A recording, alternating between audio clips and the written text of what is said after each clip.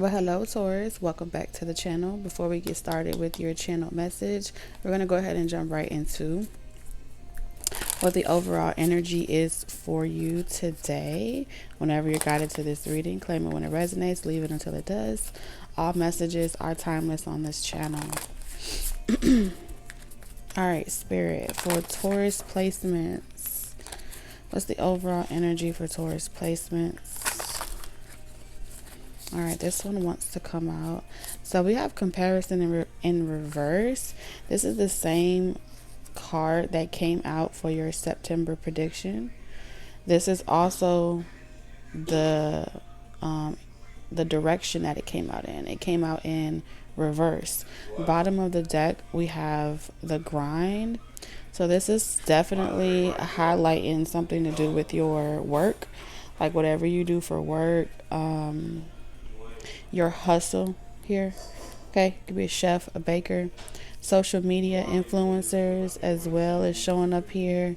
Definitely the new grind is the internet, okay, technology, but it doesn't have to mean that you are not in a 9 to 5 job. I'm seeing competitive industries, okay, so your competitors as well. Someone doesn't want to go without you, okay. Entrepreneur energy all over this reading. So let's get some tarot cards and see. Like, they can never get somebody to do what you do. There's something about whatever it is that you do. No one else can do this. You do the job of like 10 men and there's only one of you. And I know I'm exaggerating, but you ever heard that saying before? Like, one of you is like 10 men, you know? That's just how much endurance you have, stamina you have. Like, you're a never-ending engine is what I'm seeing here. Engine number 9. So this is what other people is saying about you, Taurus. So the overall energy is a lot of people are talking about you. They are competing with you. Some of it's healthy and some of it's not. And so Spirit is just making you aware of what the talk is, what the chatter is around you, for people in your same industries, markets, or whatever. All right. I don't know why that's important, but I feel like Spirit wants to like hype you up today. That's what I'm seeing here. So if you've been feeling off, whenever you see this message, you may feel like you want to stop doing something. Like, you're sick and tired of working at this job. You're sick and tired of having to compete with people that do there's more than enough to go around for every single person. But you are surrounded by a lot of lack energy.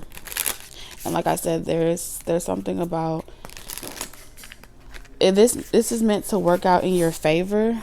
Clarify comparison, Spirit. We have the 6 of Swords, Strength,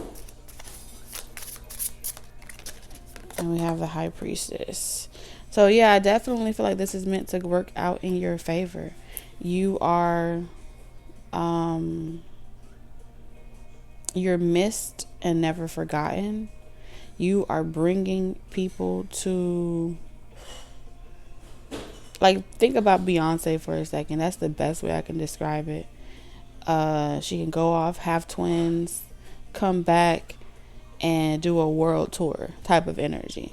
And no matter if they're sick, no matter if she's sick, no matter if she's tired, she just raises the bar. Like,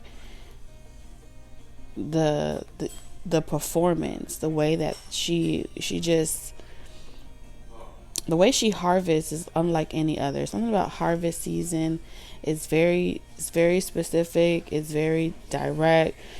She ties it into a lot of mysticism. Even though she's a singer, she blends mysticism. She also does forecasting and prediction. She be letting the collective know what be going on in the streets. She brings, a lot of historical, humanitarian things. cultural things, eras. She brings all those things back and she honors it. And she kind of like sprinkles it into her work, into her artistry. It's like a tapestry of life, if you will. And so it's deeper than just performing or doing a job. There's a lot of symbolic importance connected, and a lot of people can feel it.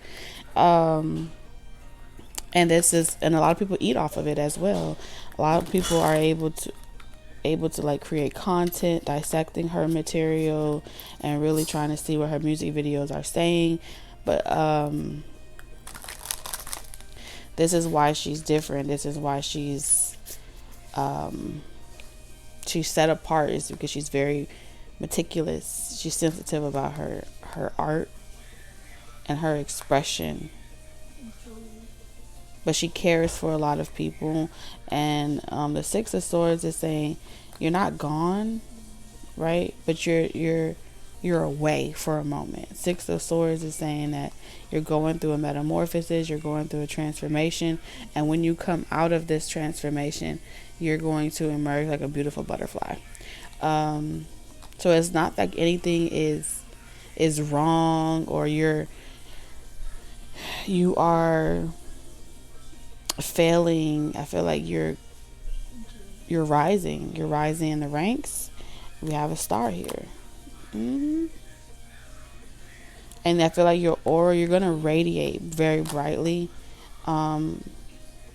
You're also a beacon of light and hope for a lot of souls.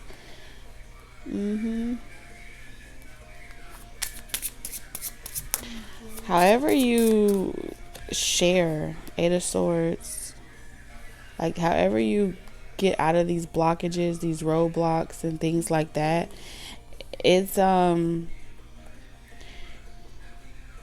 a lot of people say this, and I just keep being drawn back to Beyonce. A lot of people say that she expresses a lot of her story and her life in her music, in her work, and the cards are confirming that this is a lot of ways that people use their gifts to express things that they've transitioned in their own life, what they want people to know and not know, but also it brings some type of value. It sets people free, right? Because when you see someone in that position holding that much mysticism and that much power with the Queen of Pentacles, and at the same time taking care of home, taking care of their families, it shows you through example, not necessarily to be like that person, but to pave your own way, and that you can have it all.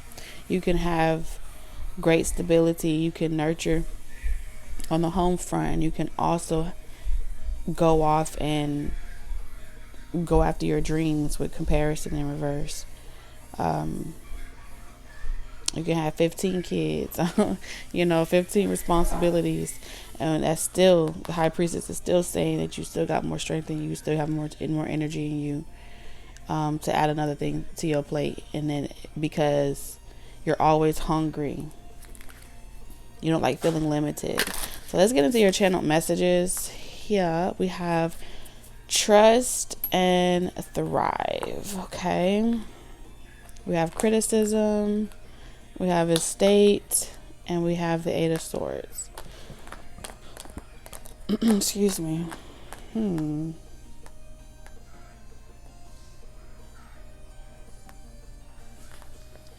It's interesting that we have the Eight of Swords twice here.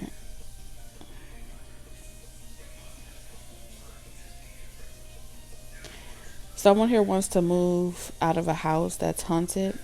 Someone wants to get out of a contract. Someone else wants to leave. They want to be done with some type of contract, lease, or obligation that forces them to constantly have to listen to certain people, critique them, criticize them. You could feel a lot of people watching you. It's like you could feel a lot of people watching you. They'll never say it to your face or say it out loud, but you can see the hate. You can see the fingers being pointed at you, or people are watching you. I'm picking up more than one. It's one thing to have to go out there and deal with it every single day of your life, right? in the public eye. But to have to come home or leave work and also feel anxious around another person, feel stifled, or that you can't trust the person that you have the closest to you, even if this is just a companion, a friend, a family member. There's something about your safety. And I feel like the reason why it's an issue, Taurus, is because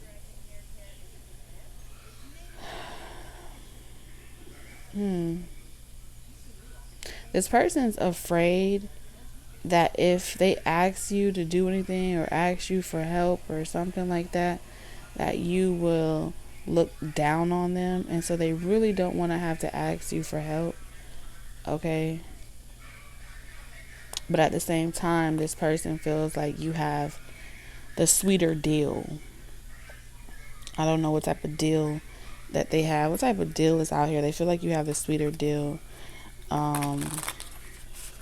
Somebody feels like whatever craft you have, whatever you do with your hands, you can go off and go anywhere in the world and you'll be fine. Therefore, it's to stick it out and see something through to the end of a contract, end of a lease, and you wouldn't even care if people were to criticize you about it, or make you feel guilty about switching offices, moving locations. And so your spiritual team is coming through saying you can't trust this person, and you can't expect to be in this dynamic or in a situation and this person don't eventually become jealous of you. You know what I'm saying? Was a family member, friend, romantic person, it doesn't matter. At some point, they're going to start feeling as if they're going to start pointing out, and you'll know exactly how much they've been paying attention to your bank account, watching your moves, seeing where you go from point A to point B, and they're going to start saying, well, you have more than this. They're going to start comparing how you have it easier and they don't, how they are limited but you aren't, because the objective was, the only time people start pointing out how you have the freedom to do way more, to express way more or whatever, the reason why they start pointing those things out is because they went into the situation expecting to use you in some way, and they haven't been successful at using you out of fear of losing you. So to swap places and switch things up, they have to get you to start seeing things little by little from their perspective and start to adapt and change your mind in some way. And then over time, then they'll switch it up again and you'll see a different version of this person. I don't know why, but I never like the Six of Swords from this deck. Typically, the Six of Swords shows someone pretty much, there's a third person there that's facilitating a transition in your life, right? But the smirk on this person's face just makes me feel as if someone definitely wants to help you transition, but you're also the target. You're also, the person that's helping you may be the very person that betrayed you to begin with. You don't know who that third person is. Sorry, I'm shaking the camera. But you don't know who that third person is, right? Exactly, you don't. So all of this is based off of value. What do you value, Taurus? If you value a person's opinion, they can use it against you. If you value stats and numbers, they can use it against you. This could be an invisible third party energy where it's just something that's always trying. It could be fear. That third party can be fear, always speaking back at you. It doesn't always have to be a person outside of yourself, but that fear is always going to want to pull you back and put you back into a limbo is what I'm seeing here. I just get the vibe with the Eight of Swords and the Queen of Pentacles that this is someone that they play by themselves, they color by themselves. Every card depicts someone that's alone, on their own. Okay? Getting themselves out of a rut. Counting down the days, the hours, and the minutes of when they get to get up out of something, get away from something. And this is exactly where somebody wants you. This is exactly where fear wants to keep you. Hidden. There's all these cards just talking about hidden, out of sight, out of mind, because fear is convinced, this energy is convinced that you'll never rise to your full potential. You'll never really become your highest, you'll never align to your highest timeline because you keep missing it. But that's, again, another limited belief system that fear wants you to agree to. And so at this point, you can't even trust the thoughts that are coming to your own mind. Like, you can't even trust your own suspicion, let alone another person. You can't even trust your own thoughts. Respectfully so. All right. So we have a situation here with something to do with bills, expenses. You have a dilemma. Eight of Wands.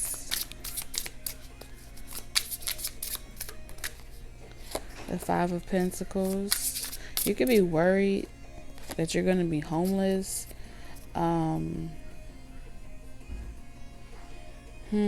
Like, if you, like, you have to go back to a situation because, or you may have to move back to another state. This as well could be having to travel back to another state and start from ground zero or from the bottom. Having to downsize as well, just so you have more wiggle room to invest your finances in other ways. You're weaving something though with this Ace of Wands. Like, in this process, I feel like there's a learning curve where you're learning how to direct energy. You're learning how to place, how to focus your intentions in a particular direction long enough without doubting your own manifestation, right? And in that process, that you can't sit around. The moment you have to sit around explaining to people, like, I know I need to go in this direction because this is the direction and I know it's going to work. The more you have to explain to other people why you're going in this direction and what you feel called to do, that conversation with other people puts you in a state of lack. It puts you back in limbo where you are doubting yourself because you have to stop and confront other people that doubt what you're doing. You see how it manifests, is where you may know without a shadow of a doubt that this is going to work. But if you're surrounded by people that also constantly ask you or inquire about the choices that you're making, the decisions that you're making, and you have to constantly remind them, like, hey, I feel like this is going to work, X, Y, and Z, you're welcoming doubt into your own manifestation. And so it's going to ride, but it'll be like a slow ride. And so you have these messages that are coming in to tell you, like, hey, listen, I know you feel as if you want to take people with you and you don't have to do this alone. We can do this together and things like that. It's very noble. There's nothing wrong with you having a desire to go with many so you're stronger together. But this is a personal journey to the High Priestess. The High Priestess don't be giving out invitations to everybody. This is in pursuit of your higher self, your highest timeline. And so how can your higher self give you an invitation and all your homies, or everybody else that you love and want to take with you? It's not saying that they're not capable or they shouldn't be going with the Tower energy. What it's saying is that this is a you thing. This is a personal developmental phase that you're going with. And though you may love to bring your family with you with this tree energy, and you want to see everybody eat good, live good, whatever, this is not a saving situation. This is and evolving. You're evolving. You're changing. You're growing. And so through the season of fall, I feel like this period of time, you're going to use this as the time which that you start to let go of certain things. And it may not necessarily be people. For some of you, you're going to be letting go of things that you have. Packing packing light is what I'm hearing. Some of y'all could be downsizing with this backpack, where you're doing garage sales, selling things, putting stuff in storage, and just letting go of items. Something about finally, I'm hearing simplicity. Something about simplicity.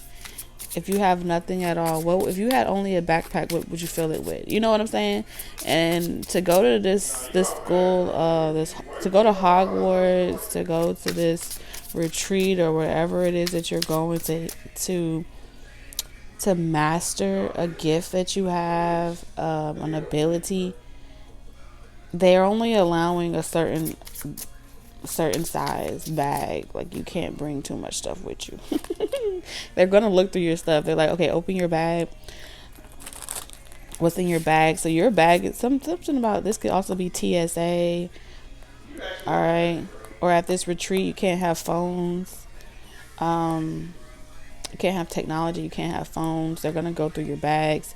It's also maybe rehab as well. So if someone's been considering like going to rehab, or doing some type of ancestry, if you go out the country to go in. Oh, that's pretty cool. Maybe you guys have, I heard Tanzania. Somebody have done this before.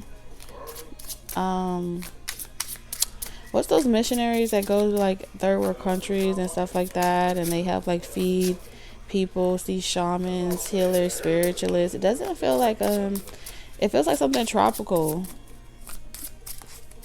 But it's totally outside of your norm or outside of your element. Yeah, you're going to shamans. If you haven't done it yet, you're going there. Okay. This is also initiation. Some of y'all may be going to get initiated, getting your symbols, your sigils, and things like that. Drinking your potions. A lot of spiritual work is happening.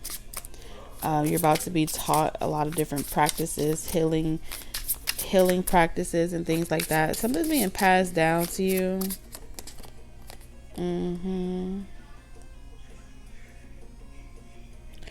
All I know is there's some type of romantic disappointment that you are it's like you're provoked by some type of romantic disappointment. 8 of Cups. And that walking away takes you on a spiritual journey. You go on some type of sabbatical. And I don't feel like it's a bad thing. It's like with the Knight of Cups, it's like we were talking, we were dating, it didn't go as I planned. It was very confusing, and we went ahead and went our separate ways, so there's no hard feelings. And I feel like that moment is going to come where you're able to like make peace with a situation. Y'all go your separate ways, but y'all leave less hostile than when you guys first started. But this is like a final decision to like go break up, go separate ways. It's like I salute you, I respect you, but to avoid us having to like your belief systems against my belief systems, and we don't necessarily agree, I'm just gonna bow out gracefully. This could be a situation at work or someone that you once supported. You may feel as if you guys are just vastly different from your religions, your beliefs, and it's not personal, but you know, you respect them in their journey. But if someone's over there praying to the Orishas and you are a devout Jesus Christ follower, there is really not a lot of comparison. Y'all too vastly different to really be sitting up having tea, right? If anything, the conversation would just merely be based around let's change each other's mind, and that's not genuine love. That's indirect criticism. And so you won't trust each other. You won't trust that person honors what you believe in, and they won't trust you. And I feel like the reason why there wouldn't be able to thrive is because those belief systems restrict you from somebody's belief systems. One of y'all belief systems restrict you from mixing and mingling with people that are this vastly different from you, you know. And there's nothing wrong with that. Like, everybody's religions and belief systems are definitely respected. So if you're dealing with that situation where you're not quite sure, this is like your final attempt to kind of see if there's any hope somewhere. I do feel like you're going to come to the conclusion that there is no hope there, right? Because, like I'm saying, people that believe, that practice spiritual work, that don't necessarily put names on a God, and they believe in deities and stuff like that, they're not out here trying. Their belief systems don't restrict them from mixing and mingling with people that are devout Jesus Christ Savior, servers, followers, and stuff like that. But according to the doctrine of those types of followers, it would contradict, right? It would contradict it would contradict them, because it would be like the devil's work and stuff like that. There's a limit to what someone will indulge in or engage in as far as conversation, what they would invite into their home, certain practices. Like, they're not going to be sitting around with you performing no ritual. You can't pick up the phone and call this person and say, hey, can we sit down and do a new moon ritual? They're going to be looking at you like, what in the hell you trying to sit here and have me do with you? It ain't going to work. That's why it wouldn't work. Okay. And there are some people that they may befriend people that have those type of belief systems because of curiosity, and they want to ask questions and they want to pick their brain. But I can guarantee you, no Christian is about to sit at the table with someone that's a Buddha or a devout Buddha follower, Allah follower, and try to pick their brain. They just wouldn't disrespect their practices and their belief systems, because on some code level, their code wouldn't allow them. They would feel like, oh, that's way out of my league. That's way out of my jurisdiction. They really believe in what they believe in, which means that if a Christian person comes over to a spiritual person that practices divination and listen to the stars and astrology, and they work with the orishas and stuff like that, the reason why they keep coming over here or coming over to you to try to see if you try to get more information about you and what you actually believe in is because on some level they feel like you're salvageable. They feel like they can save you, and that savior complex is something that they only do when they feel as if they're not many of you guys are not congregating together. You have your own things going, you doing your thing over there, and so they're not privy to who's your Baba Larisha, or who's that, or who's your teacher, your or whatever. They're not privy to those information because the high priestess says that not everybody's invited. Okay, and so your commitments and devotees, and those of you that have higher callings and different things like that, they will never know who's on your committee and who's on your council and things like that, because of the fact that they weren't invited to the club. And so they have to just be patient and watch. I don't want to judge you, but I just want to know more. And like I said, with the devil energy here, I just want to know more. I'm going through my own transition. Maybe something you're going through can help them. The reason why they just want to know more is because they want to know more that they can utilize to help save you from yourself. Okay? Because they believe that people that have been hurt before or had bad experiences with Christianity, all these different things, they That's how they lost a lot of people in numbers. It's way out of their jurisdiction. Way out of their jurisdiction. But to bear witness is to know something. And when you know, when you feel the presence of God, when you feel the presence of a higher power in places that it's not supposed to be, it confuses you. You start to wonder what you're really attached to. So the transition that you're going through is what it feels like to have your own belief system shooketh. Okay? Not the other way around. Not the other way around.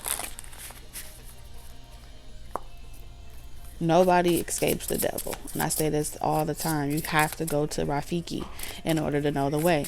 You have to come to the crossroads, especially when you feel lonely. And a lot of y'all have been placed in a position at the crossroads. And you well taken care of too. Papa don't play about you.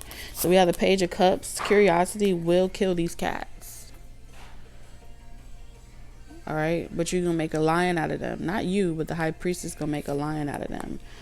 Okay. Touch not my anointed. So you have some soul contracts coming in.